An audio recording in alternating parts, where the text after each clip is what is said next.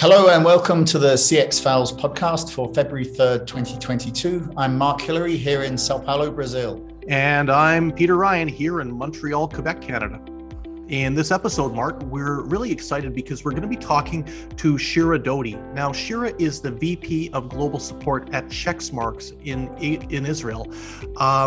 Checkmarx is a cybersecurity organization providing all sorts of different services to the cybersecurity consumer and community. It was one of the most fascinating discussions I've had in some time as it related to customer experience management in a sector that's taking on a whole new level of importance. So today, I'd say one of the things that maybe differentiate the cybersecurity world from other worlds is the fast pace that we have to work on. A good example is the Log4j, which was not just one incident, but 3 or 4 vulnerabilities within a week or two. And I know that Shira talked to you, Peter, about the importance of cybersecurity and data protection in CX. And, as we know, this has become increasingly important in recent years. The European Union has got GDPR now. The US is gradually improving. And we're starting to see people really taking the protection of customer data very seriously now. And of course, at the end of the day, some data breaches can actually be existential. If you lose all your customer data, then you might lose all of your customers as well. You're absolutely right. Cybersecurity and information protection has become really, I would say, the lifeblood of many organizations. Unfortunately, Mark, it's still a very nebulous area when it comes to the operations of firms across different verticals. And this is where organizations like Checkmarx come in, and why the support function, a group within Checkmarx that Shira manages, is so important. There's a few things that came out over the course of the chat that our listeners are going to hear in the next few minutes. One of the things that struck me was the extent to which Shira emphasized the need for speed. And I know that's a bit of a cliche going back to one of our favorite 80s movies, Top Gun, but the reality is the need for speed in terms of supporting an end user that might be concerned about a data breach, or might be concerned about how they can prevent a potential data breach, or wants to know the situation as it relates to an update of a patch. Minutes count, seconds count, and Shira was very clear that the expectation amongst the end user community, many of which have fairly sophisticated technology backgrounds, it's very much on par in terms of what they need to provide. Equally speaking, there was something that she brought up that I thought was so important, and that relates to agent management.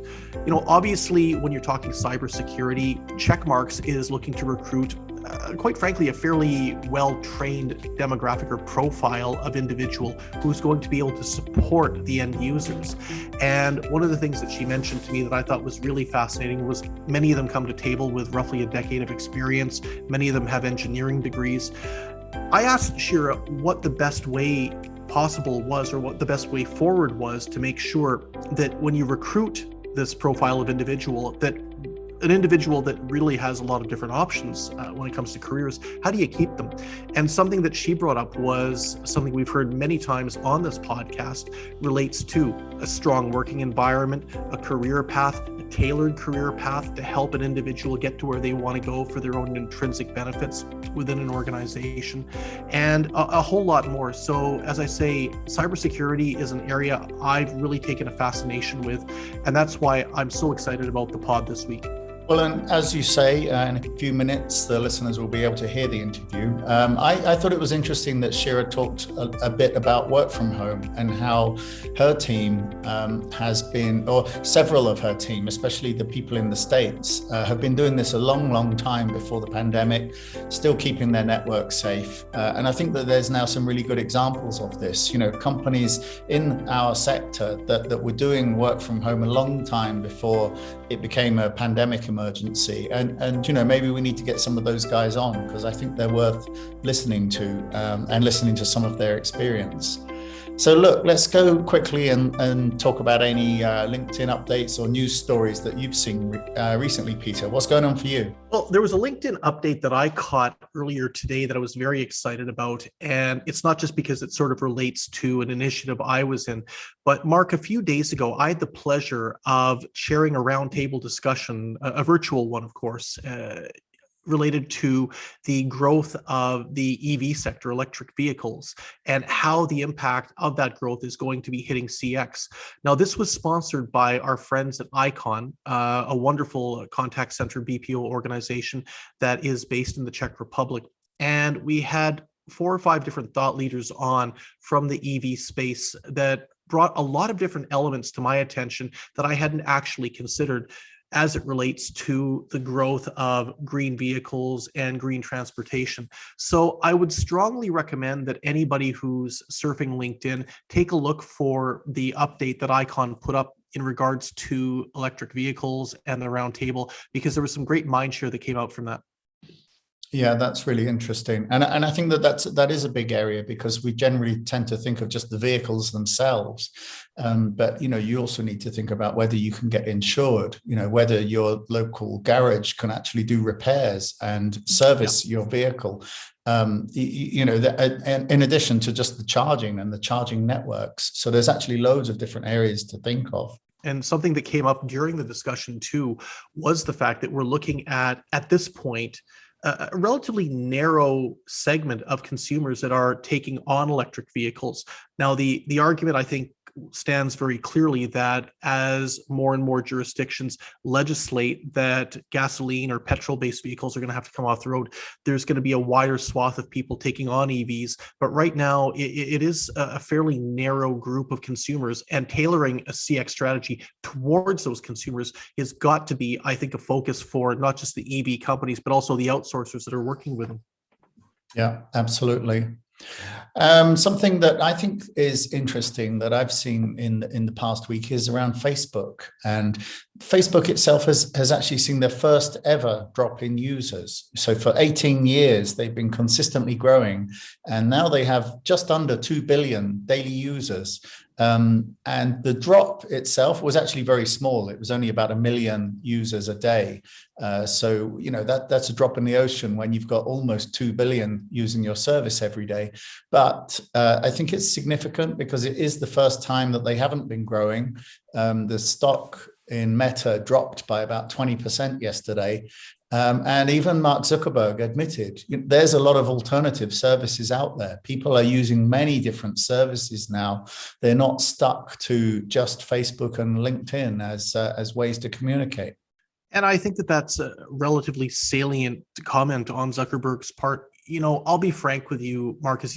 I've been off Facebook since, I think it's 2008 now, and I don't miss it. Nothing against the service, but I have found a creeping level of fatigue with various social networks, and Facebook being one of them. It strikes me that people feel a sense of obligation to be on it if they're already on it. If they're not on it, I don't see any great rush from individuals to sign up or sign back up, as the case may be. But I really think that all social networks, whether it's Facebook, whether it is Twitter, whether it's LinkedIn, whether it's Instagram, all need to think about where they want to go and how they can respond to the evolving consumer of social media or social networks. Because the reality is, like anything, unless you update, unless you figure out how you can remain relevant, as you say, consumers are going to find something different. They're going to find something that's the next shiny big thing for them. And to my mind, we're sort of at that point. And I remember, just speaking personally, when I dropped off Twitter in 2017, you actually blogged a little bit about that as a catalyst and what was happening within the Twitter universe at the time. And I think that at that point, they were really starting to bleed individual Twitter users, myself being one of them. And I'm not sure, if we take a look from the 2015, 2016 point where there was that trend happening, if that network has really recovered. I don't think so, to be honest. I think that it's tended now to become very much an area for politics and journalists to discuss what's going on in their world. But if you go back to around the time that you dropped off, we're talking 4 or 5 years ago. Prior to that, you could have good conversations with people from all areas of different industries on Twitter, and it was a great place to hang out. Now, as with so much we've seen in life at the moment, it's become very polarizing. Yeah, and I think this is what the average consumer or the average user is just not looking for. They don't want the polarization. They want to be able to go somewhere and have a discussion with contemporaries about sports, about music, about entertainment, without being abused or without being insulted. Okay, well, on that note, that's enough of us talking for this week, I think. We're talking about networks and security. So why don't we go straight to the interview with Shira Dodi, because she's going to tell us all about cybersecurity and how it applies to data protection in CX.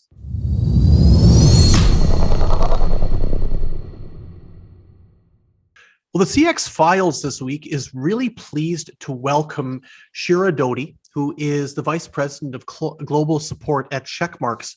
She joins us from her home in Israel. Shira, it's great to have you on the CX Files today. Thanks for taking some time. Great to be here.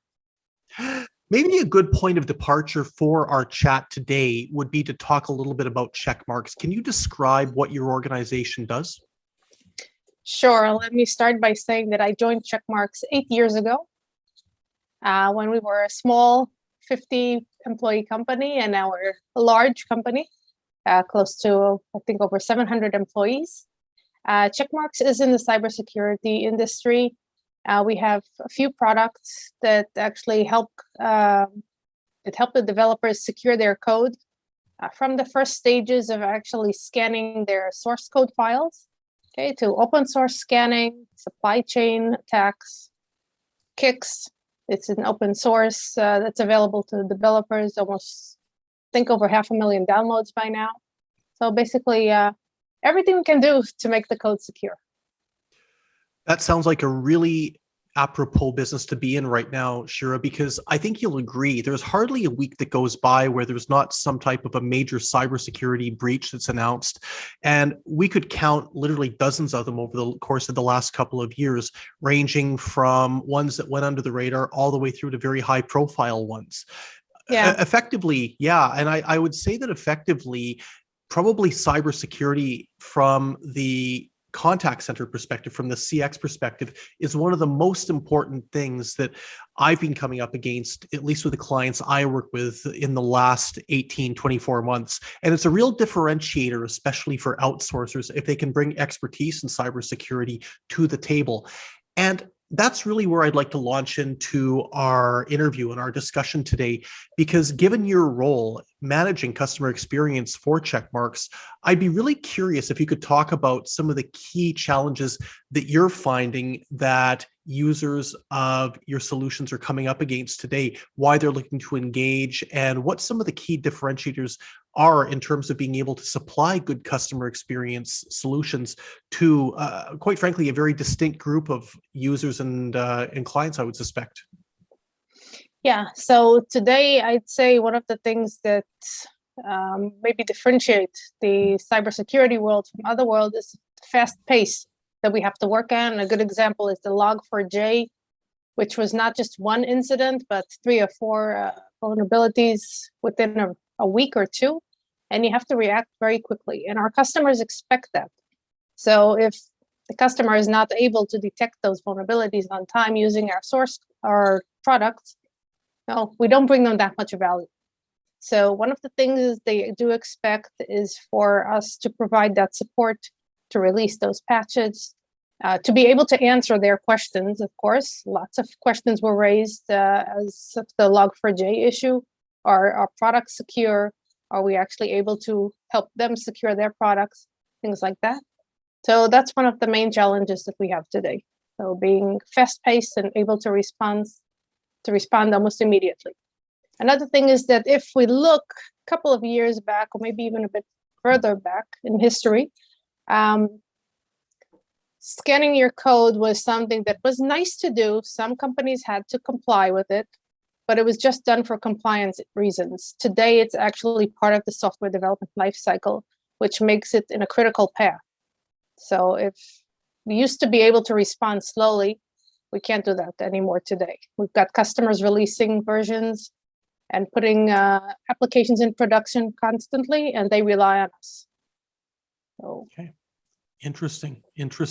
Something that you've touched on in the course of your answer that really has hit home with me is speed and the need to be able to react at a fast pace. And I can well imagine. I've heard firsthand from clients of mine stories where they have been hit by a cyber attack, or they've been led to believe they're vulnerable to a cyber attack, and they need assistance and they need it fast. And that raises an interesting point about the interaction between the agent that might be working for an organization like Checkmarx and the individual that they would be dealing with. And obviously in cybersecurity, it's not like, say, the airline industry where it could literally be anybody from any background calling. I'm guessing that when you're dealing with your end users, it's a pretty narrow segment of individuals. What would the typical end user who'd be contacting your customer experience center look like? What would their profile be?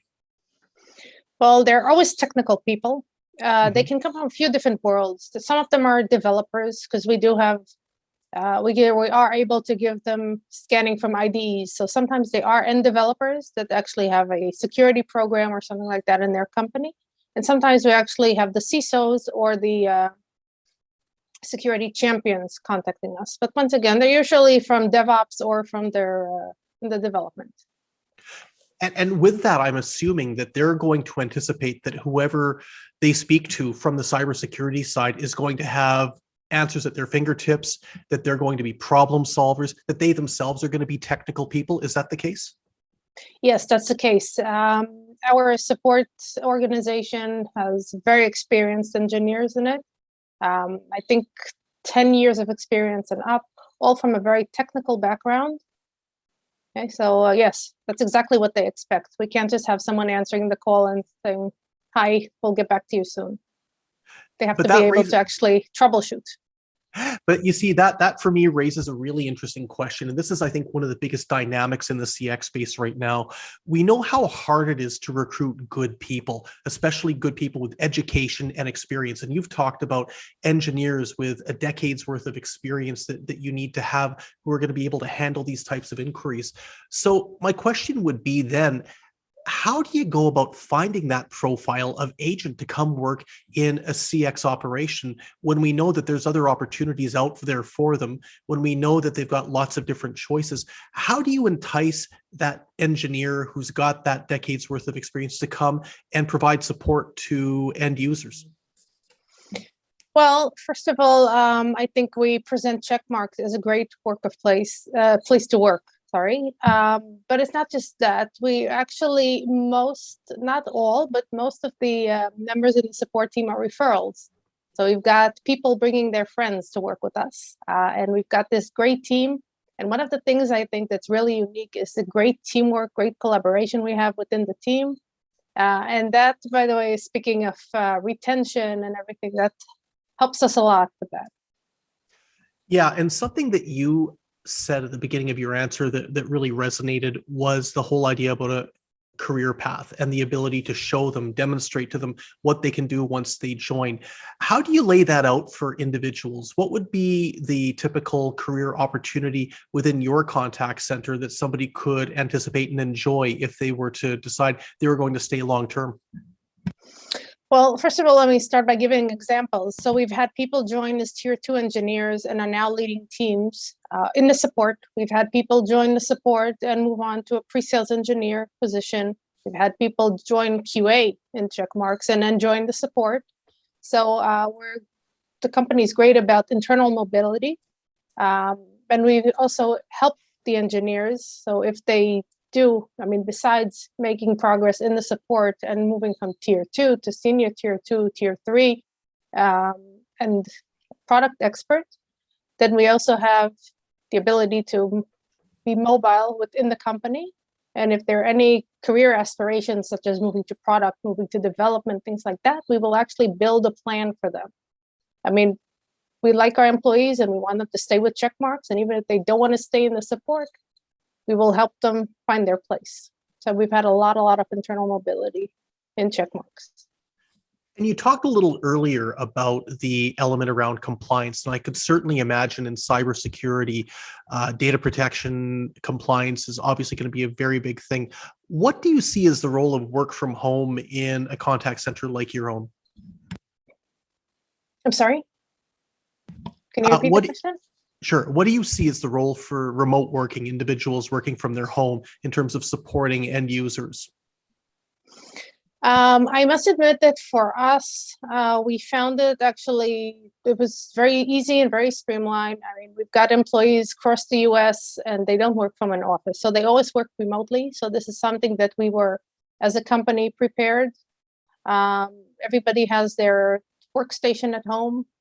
So for us, it was very easy. And most support members today enjoy working from home and are not too keen on going back into the office. I mean, we like to go back to the office to meet each other, but we'd also rather meet in a bar or something in the evening and work from home. Sounds like my kind of get together, my kind of work meetup. Well, very good. So one of the other elements I wanted to touch on, it relates to technology and the role of technology when supporting end users in the whole element around cybersecurity. What do you see as the must-have platforms that a cybersecurity operation needs to have from a CX perspective if it's going to interact with clients large or small? Well, the first thing is self-service support. I think that can save both the support agents and the customers a lot of frustration and a lot of wasted time. So that's something really important, especially the search functionality, which we've seen to be quite an issue in some cases. Many companies, including Checkmarx, don't have their information only in one platform. So we might have some Salesforce articles and have some documentation in a different Confluence or anything else. And what's important is to enable the users to actually search before they have to contact and open a case. Doing that, I think, makes them already much happier with our product. If they can find what their answers without having to wait for a response. That's the first thing.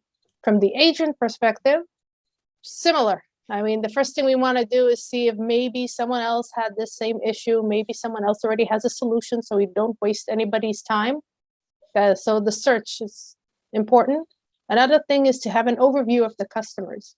So when we get a case from a customer, the more information we have, the happier we can make the customer. We will not ask questions that we don't need to ask, right? We'll know what kind of environment they have. We'll know if they're a customer at risk or not. We'll know how to handle them according to the priority. So all of those, basically, the more information the support agent has, the better they'll be and the better the service the customer will get. So it's... Yeah, I love what you've said there, because really what we're talking about is marrying up the ability for an end user to serve themselves, but also making sure that the agent is going to be best equipped to actually handle the interaction if it gets pushed over to them. And this is something that I've been heartened in the last couple of years, where I see enterprises across the spectrum that are looking to try and beef up their capabilities in this regard. From your own perspective, is this something that benefits in terms of agent retention over the long term? The fact that you're able to equip them in such a way that they're not fumbling and searching for information across multiple databases? For sure. It also helps them deal with the caseload. I mean, it's a constantly growing pace, constantly growing number of cases, and you can constantly grow the team. So what happens is you've got an overload of cases that you're trying to manage and answer the customers, and then everybody gets frustrated if you cannot give the answers or find the answers. So at least in most cases, there was probably someone else that had the same problem, and then you can easily respond and make the customer happy and close off another case. Nice. And that's what we're all looking for, I think, is be able to close cases successfully and to make sure that you've got a satisfied or more than satisfied end user at the other end. So last question here, Shira. Yeah. Going into 2022, I think we're all anticipating there's going to be a lot of changes in the economy, a lot of potential disruption. But from a cybersecurity standpoint, what should the CX Files listeners be looking out for in terms of trends in 2022, if you were just to maybe enunciate one or two? Well, I think we're trying to find, once again, just like as I said before, we're trying to find ways for the customers to help themselves and to make their experience easier. I know that there are a lot of companies that provide today chats and things like that, but when we're dealing with complex technologies and things like that, chats are usually not very useful because we'll end up opening a case in any way, looking at the logs, things like that. So I think the trend will, once again, will be better search engines. A lot of companies are now coming out with AI and things like that, which will help both the customers and the agents handle things much faster and much more efficiently. Great. Well, Shira, it's been an absolute pleasure having you on the podcast today. We look forward to hearing more about how Checkmarx evolves in its CX functionality and wish you well for the coming year. Thank you very much. We'll try and keep it up.